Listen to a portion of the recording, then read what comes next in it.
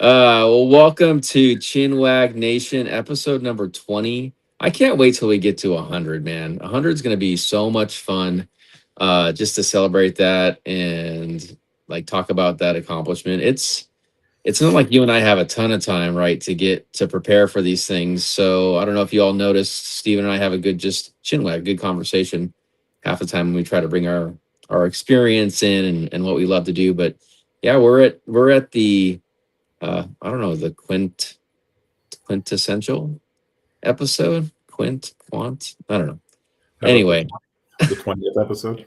20th episode. Hey, Axel, Hey, our Axel's biggest fan, Axel has joined us. Good to see you, man. Sup.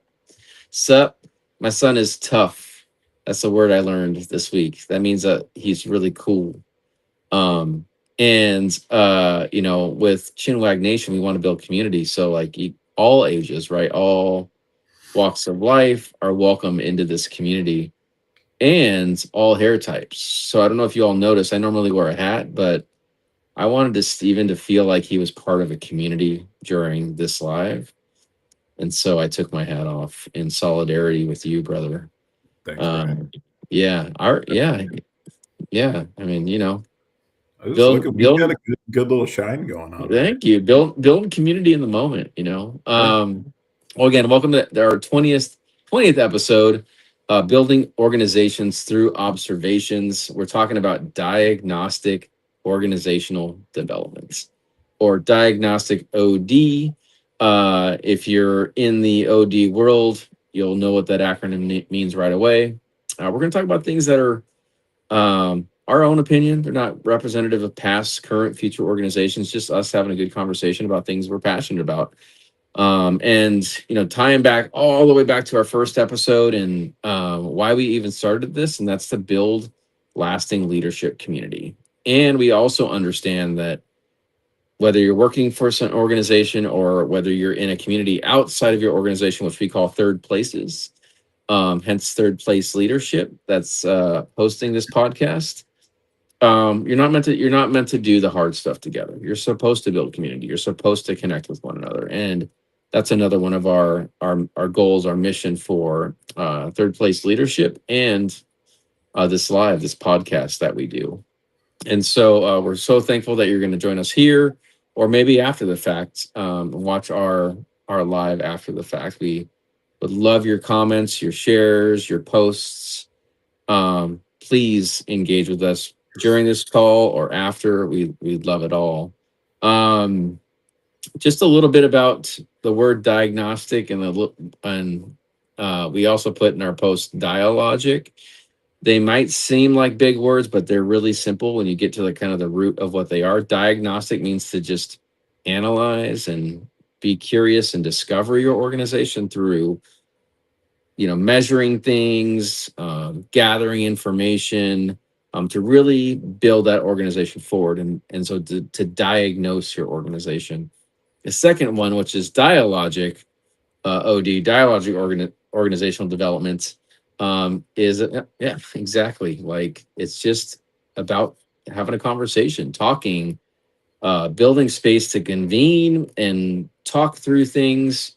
It typically means two-way. So sometimes I've seen it happen where communication is described, it's a one-way communication, but it's in the person's mind, they think it's two-way, but it's really not. So we're talking about two-way communication and the idea of building an organization through conversation and dialogue. And so our next week's episode will be really digging into that and talking about that. But this week we're talking about diagnostic OD, and we're going to talk about three kind of general tools that we are passionate about, and we'll kind of skip around, not in the order that the post was in, but I'll kind of walk through these really quick. So the first one is force field analysis. It's by a gentleman named Kurt Lewin, one of my favorite change management practitioner, theorist, teacher, guru, because he creates tools that are really, they pull out really great information, but they're also very simple in their design and their nature. And So the way the force field analysis works is it talks about the forces that are moving your organization to where you want to go and the forces that are working against, where you want to go. The second one that we talk about is Gemba walks and process mapping. So another way to diagnose or discover and understand your organization. And we'll dig into that as well. And the third thing is surveying. And so sometimes, when people survey, they think, like, in their mind, they limit it to just sending out a form. Hey, are you happy with things? Rate it from 1 to 5, like just a very basic survey. But we're going to talk about other ways to actually that fit in this idea in this bucket of surveying too tonight, to again diagnose and understand and discover your organization. And when we were planning for this call, and I asked Stephen, I'm like, what are the lean tools that we should dig into? And he said Gemba walks and process mapping. And I couldn't help but, the question popped in my head, like, Stephen, like, what does it mean to, in your mind, like, build an organization from those tools? And if you have a different spin on those tools than I have, please share that too. But like, how would you build an organization with a Gemba walk and a process map? Like, help me understand. Yeah, I think so. I mean, talking about diagnostic OD, right? For me, a lot of times it's getting quantifiable information, right? So About your quantifiable means like numbers and numbers, stuff. right? Yeah, numbers and Because stuff I like that. mean, we'll talk about dialogic and how there's data in that, but there's a difference between that type of data and say like the empirical evidence that you might get from a diagnostic OD approach. Mm-hmm. And for those who don't know, because I don't know if we talked about Gemba walks, Brian. Have we talked about Gemba walks? I think we've mentioned them at times. Like, I talked about Taiichi Ono's, like, the way he went into an organization and understood the organization. So I think we've touched on it, but I don't think we've called it out specifically as like a tool. But I think a good tangible example is like just on an individual level, like, talk about the home. I don't know, you can, as a way to break it down. Yeah, for sure. I mean, first, just so people don't get sort of turned off by the name Gemba walk, right? What the hell is that? It just means Well, we had two people on, and then as soon as you said Gemba walk, that person went away. It's probably Axel. So that's probably it's right. But a Gemba walk is just going to the source, man. And I love that. Like, I don't think that there's ever been a time where somebody has recalled a particular process or particular steps or a particular aspect of their business, and we're able to recollect that in 100% accurate way, right? And what Gemba walk allows you to do is you're not going in with the intent of like future state mapping at this point, right? Process mapping, right? Yeah, but you're just going to truly understand what is happening and to develop that understanding both horizontally and vertically across your organization. Yeah. And so right off the bat, right, the intent of a Gemba walk is this like shared understanding, which I think is super important about organizational development. And as we talk about organizational change management, right, the first step is awareness. Mm-hmm. So going to Gemba allows you to actually go to where the work is being done and observe. And not just you, but like other people too, right? Exactly.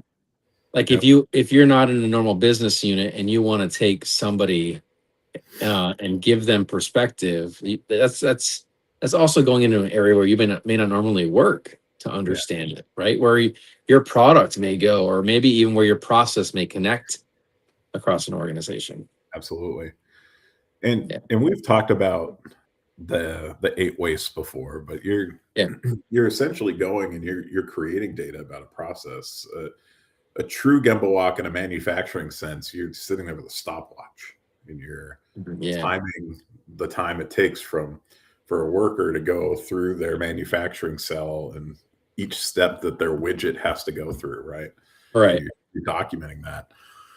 And you're observing pain points and you're observing wastes. And that could be as simple as motion, right? So like how are they moving? How are individuals having to move around their cell to be able to get this I, widget to come across? I heard some crazy story about Starbucks a long time ago. And we're not getting paid by Starbucks. We're not endorsing Starbucks or anything, but I mean, we live in the Northwest, right? So it's an organization that we're around. But I heard that a lot of their um they have a lot of things on wheels so they can move things around and play with flow, right? To play with flow within an Yeah, organization. Yeah. makes sense. Um, and so like for me, I think Gemba Walk and truly understanding like what is actually happening in the work, right? Mm, It's just a really important what we call JOP, jumping off point, right? I think before I think it was Abraham Lincoln said something like if I had 5 hours to chop down a tree, I would spend the first 4 hours sharpening the axe, right? Uh, mm, it might have been 6 hours and then 5 hours sharpening the axe. Regardless, he spends most of the time in the preparation. And yeah. I think so often, especially as you work, there's some brilliant companies out there with brilliant people. People are Mm. very quick to solution without Oh yeah. actually That's knowing what's yeah. happening, right? Yeah. And I Yeah. think it's so valuable to spend time understanding what is and the actual problems that are. Yeah. And then from there, I mean, talk about diagnostic, right? Now you're creating forms of measurement as well that you can then kind of baseline your changes off of. So as you Yeah. think about your organization developing in the Hmm. direction that it's heading, is it actually doing the things that you wanted to do, or do you need to go back, right? And reevaluate.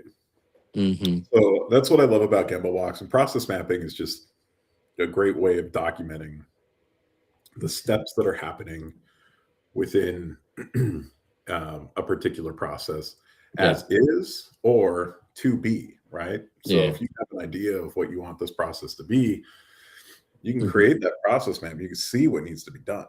I think everybody's wondering, Stephen, how do you solve laundry and dishes then?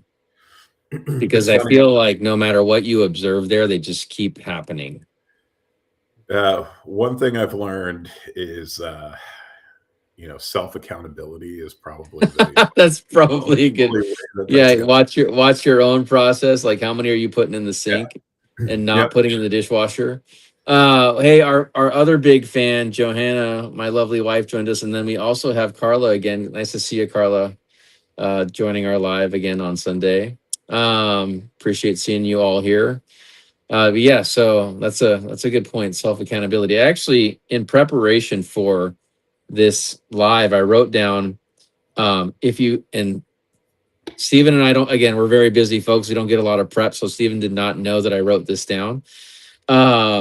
If you skip the current state and jump straight to design, you and doing so kind of what you just described, right? Going straight to solutioning by skipping understanding the current state, you can actually stunt the development and growth of your organization, right? Because you end up creating things and you end up doing things that don't, to your point, don't have all the information, and so you have a poor design. I mean, I don't know if any of you have ever ridden in a really crappy car or um, have ever experienced a poorly designed chair. Right, your back starts hurting, and in the car you may not feel totally safe. And um, I wrote that down, and it kind of lines up with what you just shared. That in the idea of development and growing your organization, you can actually stunt it, and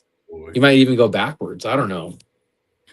Yeah, I mean, I think so many organizations today, I mean, it's such a competitive capitalistic environment, right? Yeah. People are moving fast. Yeah. And there's, I think, a rat race, especially around particular technologies, right? Mhm. Particular markets where organizations are just trying to get there as fast as they can. Yeah, It's understandable. Um, but in a lot of ways, it's going to be let your best guess win, right? totally. But yeah, Oh, what I guess my point is like any growth is typically yeah, like, I'm sorry, any growth you want to sustain is typically yeah, a slower growth process, right? So I think you can stack and stack and stack and race and race and race. yeah. Um, I mean, I think I don't know. I don't know how stable that is, right? I don't know how strong that is. I don't know how long that will last. And maybe that's not the goal, right? Maybe Yeah. that's not the goal. Yeah. Well, I mean, I don't know about you, Brian, but I've witnessed many organizations that very much focus on the to be state and where they want to go, and yet they're built like a house of cards, right? Sure. It's like Yeah. if you're not understanding your core Mhm. services, your core operations, your core value streams, and you're not doing that really well, like, it's time to take a pause, right? Mm, Either decide, is this the area you're going to play in, or are you going to do something different, right? But yeah. I think getting that core functionality of your business to work well is really really important. I think there's something to be said about moving so fast that you replace applied experience, right? I think you can leverage technology to make things faster. You can leverage technology to be more efficient, but you still have to know your stuff, right? Like you still have to have um, a good understanding of your business and a good understanding of that information to really truly be successful, right? Yeah, Yeah, yeah, I couldn't agree more. Yeah, I was thinking about shared experience, and um, I've it reminds me, like, I love being out in nature, and I remember one time there was a large group that wanted to go on a backpacking trip, and it was their first time, but they felt like they knew exactly what needed to be done. And I how was like, that how "Fine, I'm gonna do my own thing," right? And um, I remember it was myself camping very comfortably, and then taking care of 7 other people as they were who drenched, weren't prepared. wet, and couldn't get their food to cook. And it's just, there's something to be said about experience. No, no doubt.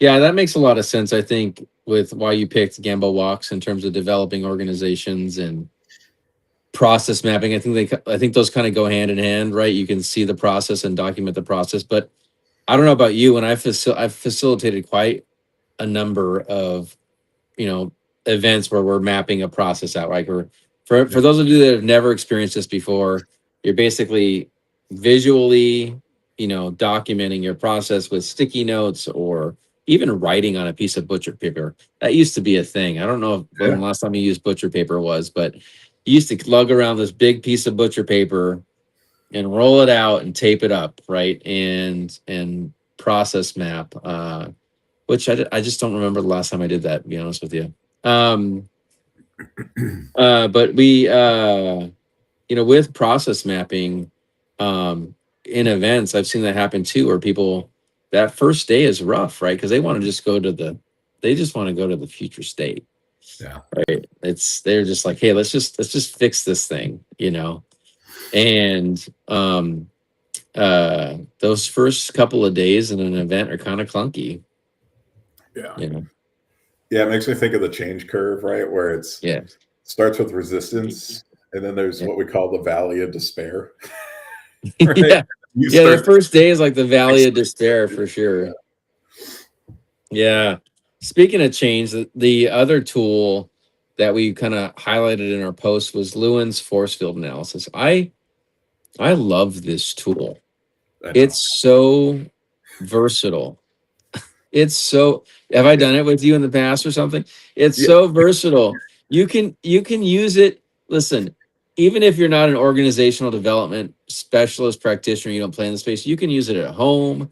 You can use it at church. You can use it at work. You can use it with your spouse. Although that might get a little bit spicy without a mediator, depending on your situation. Um, but it's a great tool, and fundamentally, without getting like too into the weeds, because you can make it technical. You can make it a technical tool with numbers and measuring and stuff like that. Am I glitching on your side, Steven? No. Okay, you slow down. You look like Max Headroom for a second. Um, but basically, the idea is you talk about the forces. So you talk about a change, right? You in the center of the force field analysis, you say to yourself, I want to have a healthier culture, right? And talking about in the space of organizational development, I want my culture to be healthier. And on the left hand side of the force field analysis, you list the things that are working towards and moving you towards that space of having a healthy culture. Like, we communicate well, we have a well experienced team, we have a leader who's been there for a while, who's managing our team. But then on the other side, you talk about the things that are holding you back, right? And so the idea is that these opposing forces either move you towards where you want to go, or they continue to hold you back, right? And so on the negative side, they could be, we communicate well, but we don't communicate often enough, right? Or we have a tenured leader, but sometimes the leader isn't always visible and available, right? And so you have these opposing forces that might equal themselves out, and you just stay in the space of where you're at. And so it's a really great tool to do organizational development, because you can use it with like people coaching. Like, say you're working with an employee and they want to get promoted, and you can talk to, like, well, what are the things that are working towards you getting promoted? What are the things that are holding you back? And you can actually have a nice, like, structured development conversation. And when you develop people, this probably goes without saying for most people who are listening, but when you develop people, you develop your organization. Yeah. Like, fundamentally, like, if you want to grow your org, bring in good people, develop them, train them, invest in them, and you will inherently develop your organization. But I love this tool. It's just so versatile. I've used it with culture work. I've used it with people work. I've used it in teams. I've used it in so many different ways. I love this tool. I don't know if you've ever used it before, Stephen, outside of connecting with me, but it's one of my favorite organizational development tools. Yeah, I was chuckling because I think I learned about the force field analysis from you. From me. And then I learned that this was like very much a part of Brian's tool set. And it Oh, I works. love it. Don't get me wrong, but I just associate you with force field analyses. Oh, that's It's not that thanks, thing. Stephen. Yeah, Yeah. no problem. Yeah, thanks. Appreciate that. Yeah, it's one of my favorite uh tools. I wouldn't even, I don't know, it was developed by a change person, change practitioner, the change developer. But I feel like you could use it in continuous improvement. You can use it in change management. You can even use it in project management, right? Like, hey, our project's been in the red for 2 months now. What's helping us? What's keeping us in this red space? What do we need to push us out and get into a green status? I mean, there's several different ways that you can use this tool. It's one of my favorites. So, Yeah, um, I remember when I would coach people and like you get people on sort of visioning yeah, exercises, right? yeah, Like a lot of times they create a vision board, for example. hmm And you hmm can just simply ask, like, well, what's keeping you from getting there? What are the things that are helping you get there? yeah, for And it's sure. super, super simple tool, but it's very impactful.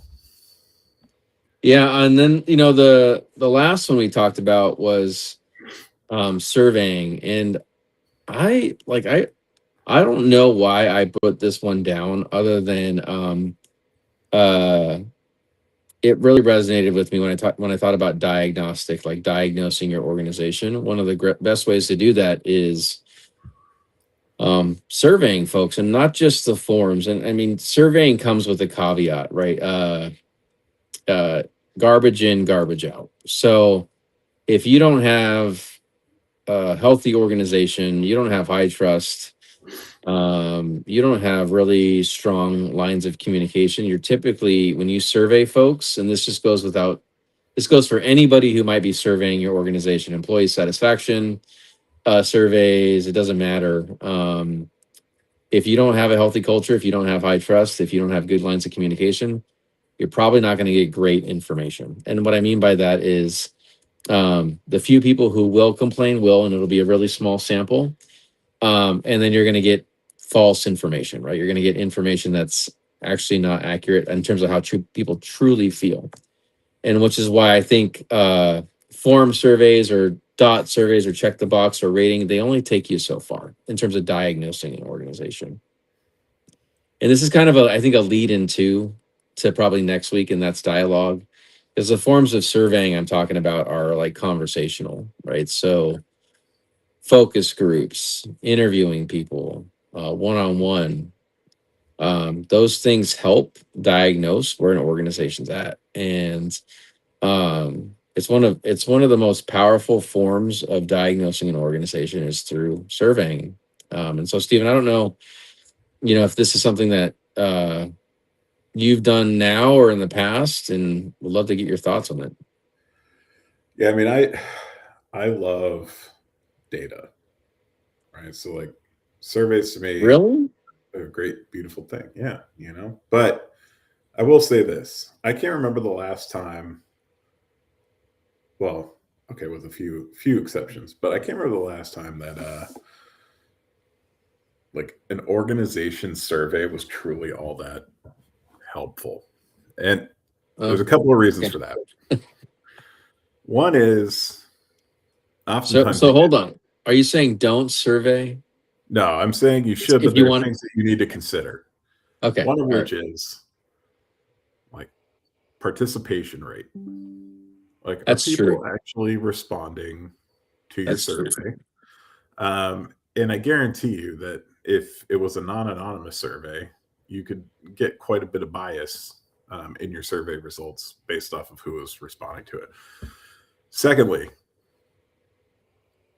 organizations love to change their survey methodology, like the questions they ask, Oh, from and from survey to survey, right? right. And Yeah. so you start to lose on your ability to track that data over time. Yeah. Right. So it's That's hard to right. Yeah. baseline, it's hard to create trends. Yeah. And the other thing is survey fatigue is like a real thing.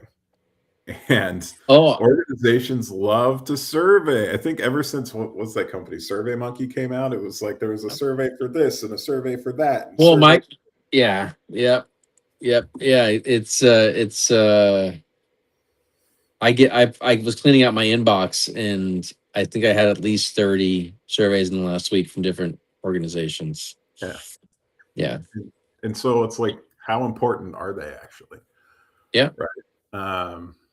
And one thing I love is when surveys tell me like exactly how long it's probably going to take me. Hmm. And I think to the dialogue piece that we're getting to, Yeah. I think a lot of times there's a lot of data in the non-radial multiple choice questions, right? Sure. But you have to be very structured and careful about how you write the questions to make sure that you're getting the information that you want to get.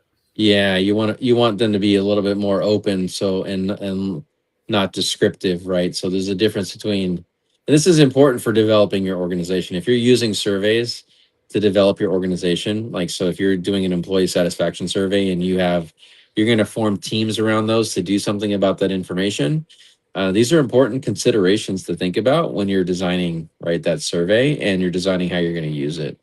And I've found too that to your point, um, around the questions and how they're asked, if you say what was your favorite thing, that's actually like a bad question, right? Because they're only going to give you their favorite thing, but what about their not favorite thing, right? And so just thinking about how you ask questions and what you put in there can determine if you're biasing your organizational development towards a certain way. So I think it's important to write questions. It's a great call in an objective way, right? Like kind of more open. Um, And so yeah, that resonates for sure, especially in this space. Yeah. Yeah, but I mean, data data could be immensely helpful, um, but it's pretty easy to generate either garbage data or crap data, right? Yeah. Uh, and so I think people need to be strategic, and that's, I mean, that could be a whole series on itself. Data, in fact, please. You don't think people's eyes would glaze over and I feel like like I feel like as we went to statistical validity and reliability. well, You don't think? as somebody who's a trained statistician, like, this is my public service announcement. This has nothing to do with organizational development. This is just for the betterment of the world. Like, folks, when you receive information or data, please do your research. Check the footnotes, check the surveying methodology. Like, be curious about where your information is coming from. I think that that is super important. One of my favorite classes in college was research methods. It was taught by the librarians at Western, and I don't remember a ton. Like when I went to college, I think Dewey Decimal was still. I don't even know if it's still a thing in libraries anymore. It probably is. Um, and but one of my favorite things that I took away that I still remember to this day was follow the money. That's what they said. If you want to know, if you want to understand why a study was created, figure out who paid for it. And that'll tell you the drive and the why behind it, right? It'll give you some of the narrative. All right, we have a question from Carla. It says, Survey. "Do surveys really get read? I think some people don't fill them out. We'll put it up on the thing. I think some people don't fill them out because it doesn't seem really important." From our statistician to Carla, Steven, what do you think?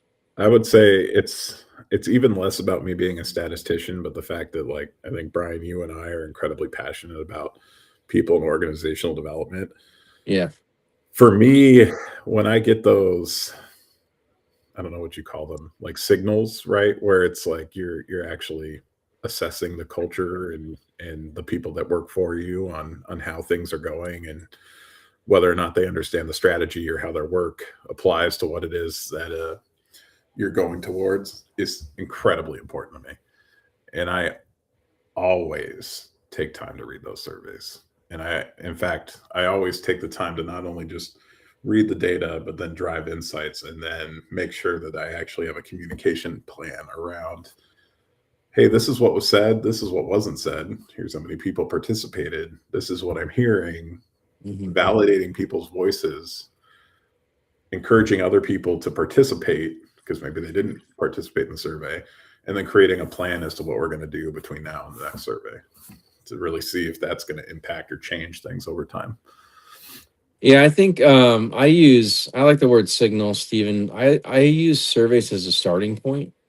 Yeah. So they're a way to kind of highlight where there might be an issue, or there might be an opportunity, or there might be something to celebrate. And so you're gonna want to dig down. But I think there's another side of it, which I think what Carla was speaking to, and that's like, do people even like read surveys that come into their inbox or that come into their email because they don't really seem that important? And I mean personally, I rarely read them. They're kind of a noise thing. Um, but when we go to the store and we get the little rating on the register for somebody, we always give a 5 because we understand that like some organizations do use those to manage people's performance. Even if even if we know that they're not necessarily the most reliable ways to gather information, some organizations use them. So I think it depends, Carla. I think it sometimes people read them and fill them out if there's some personal connection to them. To Steven's point, like if my church sent me a survey and they were really asking about something, I'd want to give them feedback. you know, because that's something that I engage in regularly and that I interact with regularly. But if it's a random survey from, some organization that I don't frequent that often and don't really know, then yeah, I'm probably going to set it aside. But I use them as a starting point. I think forms and the radial buttons and the numbers, they kind of point you in a direction, and then it's up to you to have the conversations after that. To Steven's point, right? It's up to you to dig into it and want to like roll up your sleeves and really understand what's happening there. So it can just depend. Well, I think of like surveys, like actually getting read, right? Like people choosing to read them and then participate in them. If they're not getting read, like that's symptomatic of something else, right? Yeah, Is it the fact that like you've taken 15 surveys and nothing's come of it? Is it that that's a um, great call out. it could be any of those types of things, right? Mhm. But I have a feeling that if I were to take a survey and it goes to my boss and my boss takes action on my feedback and I see that and I realize that like my voice was heard and captured and it's actually changing the way that we do business, Which I'm is a form probably of going to continue. developing Right, an organization, right? right. I'm probably going to continue to fill out my survey. Yeah, that's a great call out. One of my mentors back in the day, Billy Wright, she used to say, Oh, "Don't, Billy. don't, don't send a survey out if you're not going to follow up with the people who took it, Yep, and tell them what you did with that information. Even if you told them you didn't do something with it, give them the why for that, right? But like, take the time to follow up. Because to your point, then people will keep filling that out. And I think there's a function too of the best designers in the world, right? They scrutinize every data point when they send out information because they want the customer experience and the user experience to be the very, very best. And if you think about like what instantly popped into my mind was The Simpsons, right? Remember the original Simpsons? And you look at The Simpsons now, right? I would imagine that's based off of just viewer data, and technology getting better too. But yep. technology can't get better without feedback. So, For sure, man.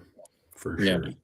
Carla said, thank you for discussing this. So, you're Oh, welcome. Thank you for the question. anticipating. Uh, yeah, thank you for the question, engaging with us. We're always just a message away too, Carla. If anything else comes up, you have any questions, we'd love to get engaged with you and hear from you. Stephen, I don't have, I think you have two data points now that I need to, I have two data points that I need to bring a clock to have next to me. Oh, it's Because what's that? 7:23. Okay. All right. Well, we talked about Lewins. We've talked about Gemba walks and process maps. We've talked about going beyond, forms and surveys, like the basics, and getting into conversation, which we'll dig into more next week. Um, I want to reemphasize a couple of things. Like, you have to, um, if you skip understanding the current state, if you skip understanding the foundation, you can actually end up stunting your organization's growth, right, and development. And don't erase the need for information to inform good design. And Stephen, I don't know if there's any closing thoughts for you before we kind of wrap up for tonight. Yeah, I mean, I think you captured everything really well, Brian. The It's less about the tools, and I think it's more about the intentionality. Hmm. All too often, we're put under pressure of we don't have enough budget, we don't have enough people, we don't have enough time, and there's frequent demands that we need to move in a certain direction or drive towards a certain thing, right? Yeah. But there is a return on investment for pausing and being intentional about assessing the the current state of things, right? Hmm. Before you start making the decisions to understand where it is that you're going. Yeah, I love that. Love that. My kids want me to grow my hair out, Stephen, but all the data is pointing to not doing that. Yeah, So I I've mean, I've paused I've gathered the feedback. Even though the feedback's saying go in this direction, I'm bucking that and saying, hell no, I'm not going to grow my hair out. I felt like when I did grow my hair out that I just hung on for too long, right? Like I was combing stuff over, right? Like, and it was time.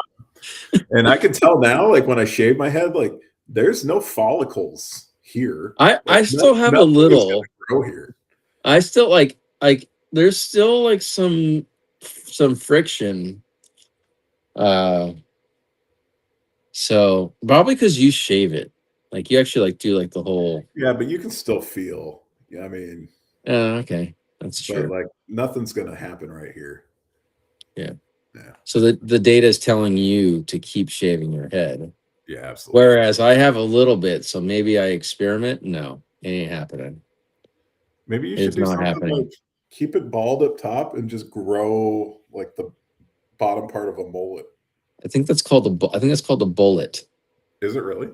No, I'm just Can you kidding. can you please do that?